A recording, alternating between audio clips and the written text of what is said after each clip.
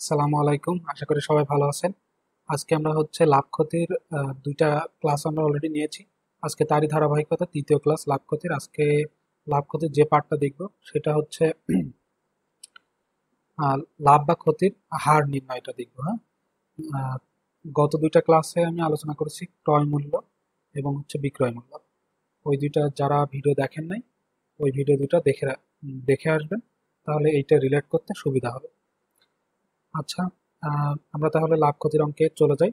এই আহ, লাভ ক্ষতির অধ্যায় থেকে প্রত্যেকটা জবের পরীক্ষায় অঙ্ক থাকেই। সুতরাং এটা কতটা গুরুত্বপূর্ণ এইটা আর বলার অপেক্ষা রাখে না, এটা সবাই বুঝতে পারতেছেন।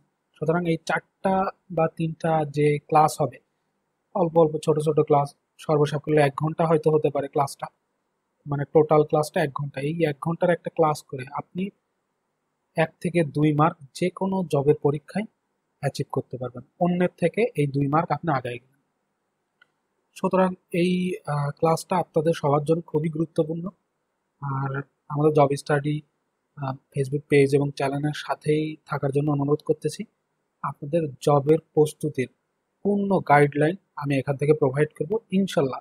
আমি যে গাইডলাইনটা প্রোভাইড করব, এর মধ্যে যদি আপনারা এইগুলাই বারবার পড়তে থাকেন, অনেক বেশি আমি পড়ার সাজেস্ট কখনোই করি না।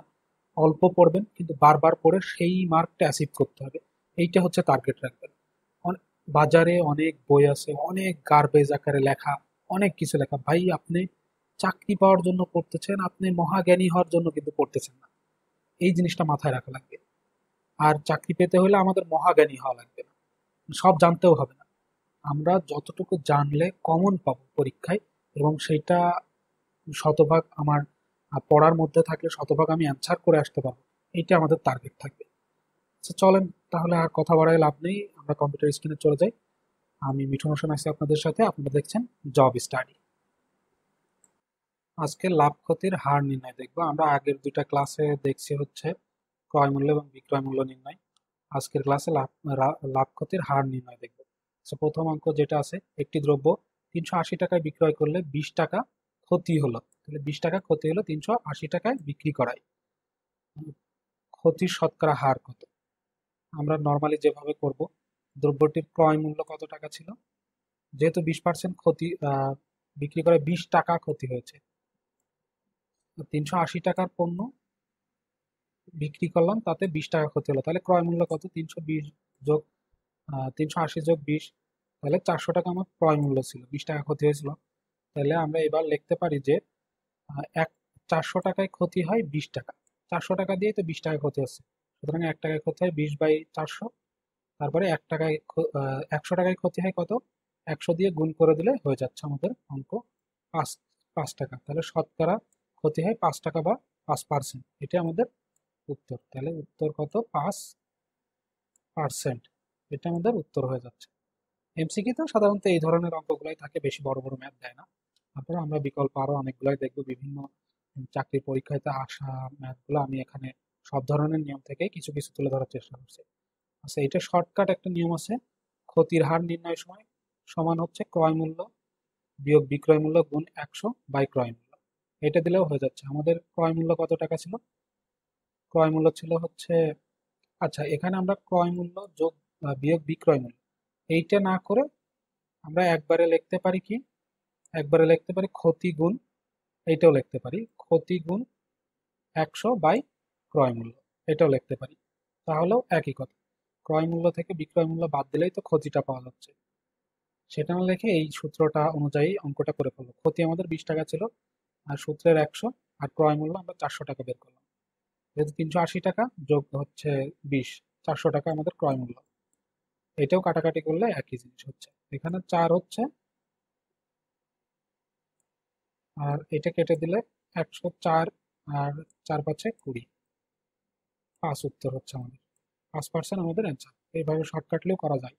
এর জন্য আপনারা চাইলে শর্টকাট মনে রাখতে পারেন, তবে এইটাই মনে রাখা আমার মতে ভালো। এটা মনে রাখবেন, সিস্টেমটা জাস্ট মনে মনে মনে মনে হচ্ছে চিন্তা করে এই ফরম্যাটটা দাঁড় করাবেন।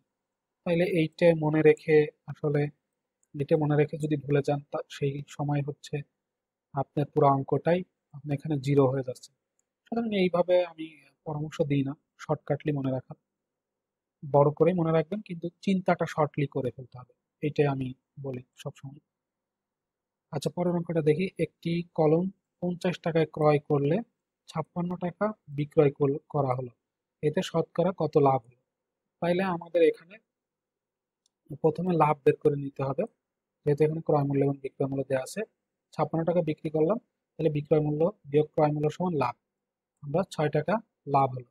তাহলে 50 টাকা, ক্রয় মূল্য কত টাকা ছিল? 50 টাকা, তাহলে 50 টাকা দিয়ে আমার 6 টাকা লাভ। 50 টাকায় লাভ হয় 6 টাকা, সুতরাং 1 টাকায় লাভ হয় 6/50, সুতরাং 100 টাকায়। শতকরা মানে 100 টাকায় কত টাকা লাভ হয়? 100 টাকায় লাভ হয় 6 গুণ 100/50। কাটাকাটি করলাম, এটা এটা কাটলে 2 হলো, 6 দুগুণে 12, 12 টাকা বা 12% আমাদের লাভ হলো।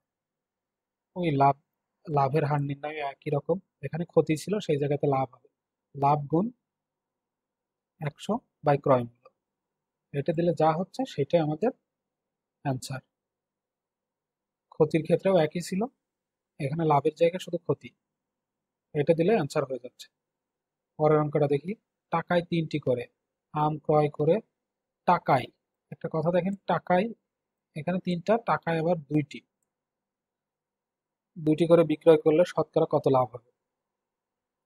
নর্মালি আমরা বুঝতে পারতেছি যে এখানে লাভ হচ্ছে 3 টাকায়, মানে 1 টাকায় 3টি ক্রয় করে আবার 1 টাকায় 2টি বিক্রি করলে লাভ হচ্ছে। তাহলে আমরা সেটা কিভাবে করতে পারবো?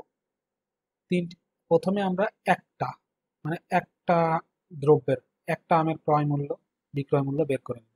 তাহলে একটা আমের ক্রয় মূল্য কত হচ্ছে? 3টে আমের ক্রয় মূল্য 1 টাকা, একটা আমের ক্রয় মূল্য 1/3 টাকা। এরপরে হচ্ছে 2টে আমের বিক্রয় মূল্য 1 টাকা, তাহলে একটা আমের বিক্রয় মূল্য কত? 1/2 টাকা। একটি আম 1/3 টাকায় কিনে 1/2 টাকায় বিক্রি করলে লাভ হয়, লাভ হয় কয় টাকা? এই যে বিক্রয় মূল্য বিয়োগ ক্রয় মূল্য সমান লাভ, সেটা বিয়োগ করছি, বিয়োগ করলে 1/6 হয়। 1/6 হলে তারপরে আমরা দেখলাম কত টাকা দিয়ে কিনেছিলাম, 1/3 টাকায় লাভ হলো আমাদের কত টাকা? 1/3 টাকা দিয়ে আমরা কিনেছিলাম, এটা আমাদের ক্রয় মূল্য, আগের অঙ্কের মতনই ক্রয় মূল্য এত টাকা হলে লাভ এত টাকা। সেই জায়গাতে লিখলাম যে এত টাকায় লাভ হয় 1/6 টাকা, এটা 1/6 টাকা, সুতরাং 1 টাকায় লাভ হয় কত? এইটা অনুরূপ বসাবো, গুণ এই নিচের এটা এখানে দাও, যেহেতু এর নিচেই ভাগ হচ্ছে 1/6, আমরা ঐকিক নিয়মের সিস্টেম জানি কি, এইটা উপরে বাই এই পাশেরটা 1/3, এরকম ছিল। এটাকে যদি আমরা পরের লাইনে যাই তাহলে কি হয়? এর পাশে গুণ হয়ে যাচ্ছে, তাই না? এর পাশে গুণ হলে কি 3 উপরে চলে যাচ্ছে, নিচেই 1 চলে আসতেছে। এইটাকেই আমি জাস্ট হচ্ছে এটা অ্যাডজাস্ট করে দিয়ে এখানে গুণ দিয়ে দিছি, এই যে এইটুকু। আশা করি এই পর্যন্ত বুঝতে পারছেন সব। এরপরে 100 টাকায় লাভ হয় কত টাকা? উপরে 100 দিয়ে গুণ করে দিলে হয়ে যাচ্ছে। এইটা, এটা কেটে এখানে নিচে 2, 2 দিয়ে 100 রে কাটলে 50।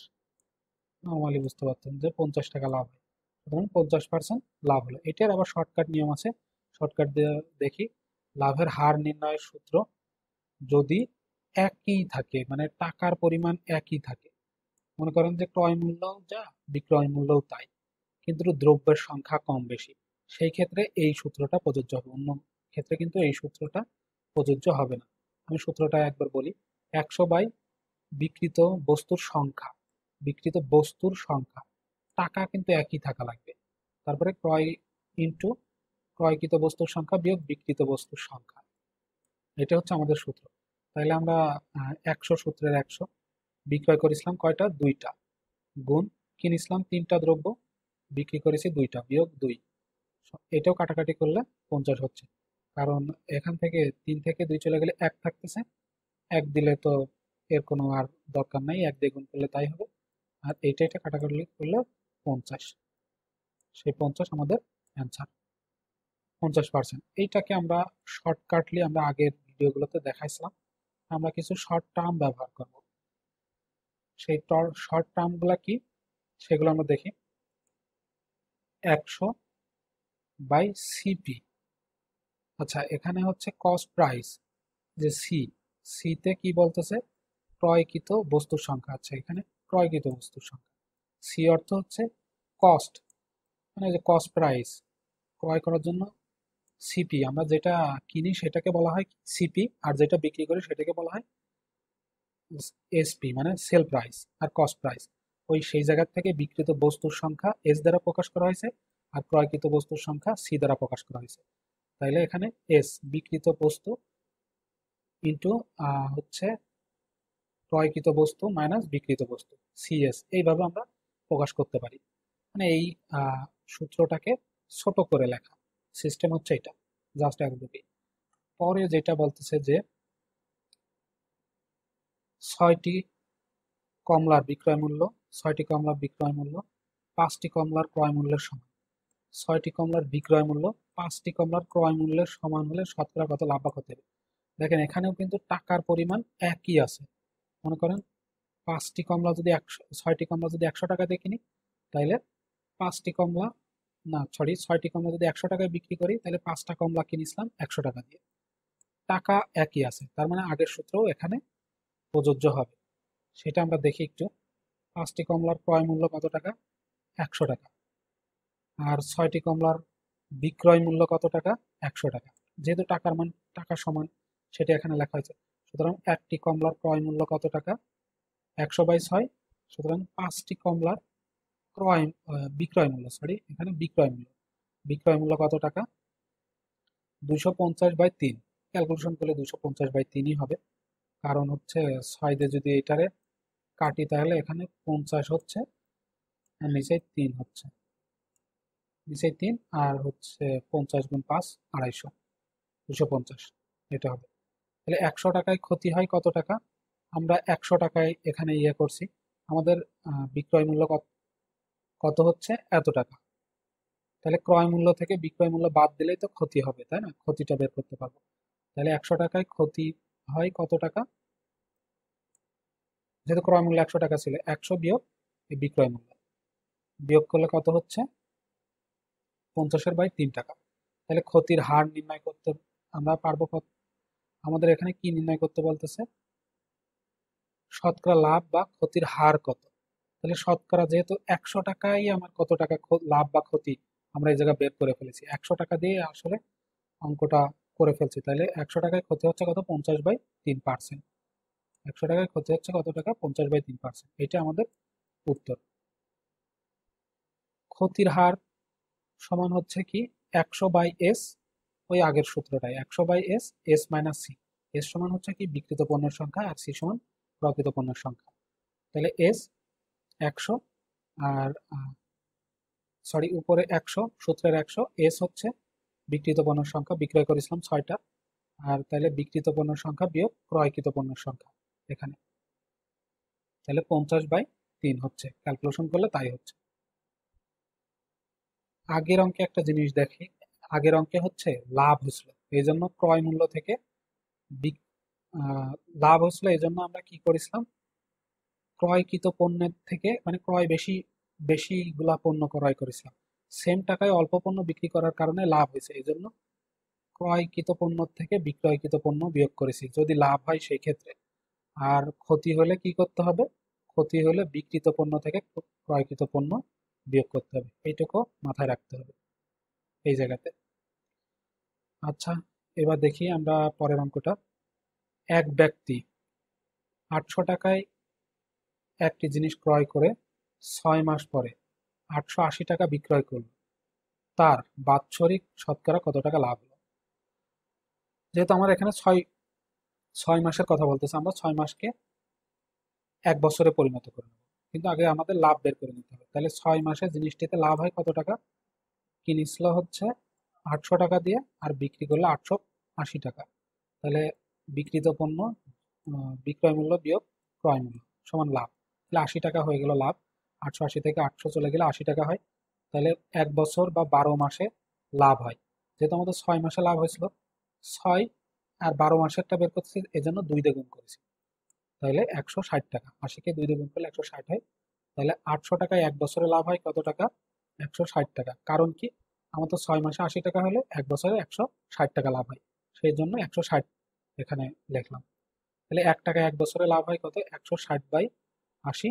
100 টাকা 1 বছরে লাভ হয়, উপরে 100 দিয়ে গুণ করে দিলে নর্মালি এখানে 8 হবে, 8 দিয়ে আপনি 16 কাটেন, তাহলে 2 আর পাশে 0 চলে আসলো।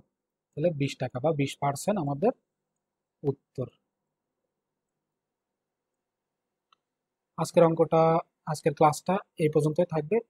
বাকি যে বাকি যতটুকু আছে এই অধ্যায়ের, সেটুকু আমরা নেক্সট ক্লাসে দেখবো, যেহেতু ভিডিওটা বড় হয়ে যাচ্ছে এই জন্য।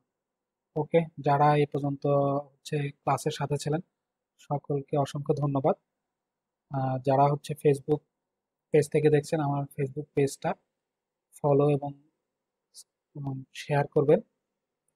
আর যারা ইউটিউব থেকে দেখছেন তারা ইউটিউব চ্যানেলটা সাবস্ক্রাইব করে রাখবেন এবং বন্ধুদের সাথে শেয়ার করবেন, যাতে আমিও আপনাদের জন্য এই পুরা কোর্সটা কন্টিনিউ করতে পারি, নিরুৎসাহিত হয়ে না যাই।